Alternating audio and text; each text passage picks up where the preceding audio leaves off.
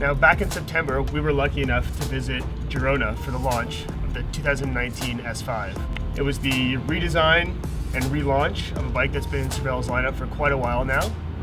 Now, it's one thing to ride a super bike in the mecca of cycling in Girona, pristine roads, no potholes, cars that give you a wide berth.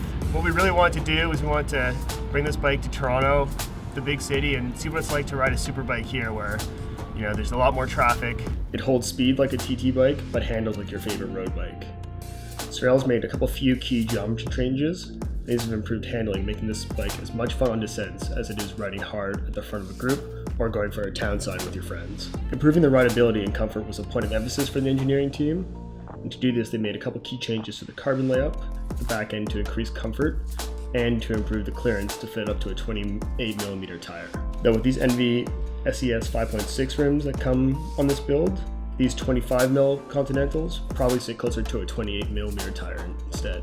Like any bike, there were a couple nitpicky issues that we found. On this one, it's with lights. It's really difficult to find a pair of lights that fits on this. With the arrow shape of the stem and the seat post, you have to find something that stretches way around. Granted, this is a race bike meant for winning stages, but when you're out training for a race, especially after work or early in the morning, it's nice to be able to mount lights for safety.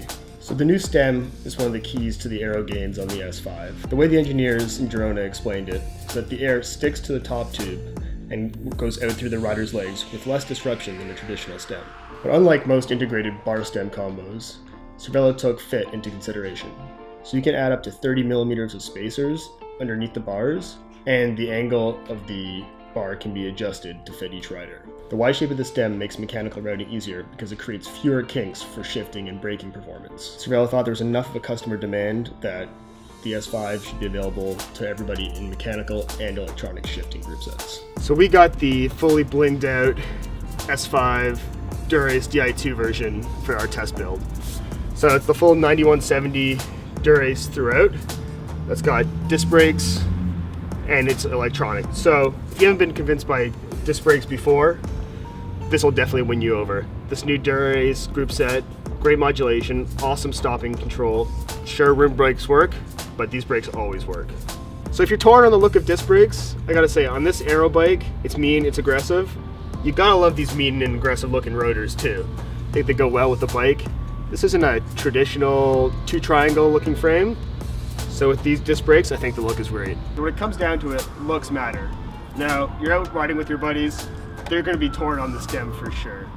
It's definitely gonna be a hate it or love it kind of situation. To me, it goes with the whole aero aggressive vibe of the bike, and it's definitely grown on me over time, but it's definitely not for everybody, but you can't deny the aero gains. The other thing you gotta be worried about, you're out on a ride, everyone's gonna stop and talk to you. If you're shy, not the bike for you. People are gonna gawk, people are gonna ask you questions at the cafe stop. Just be warned.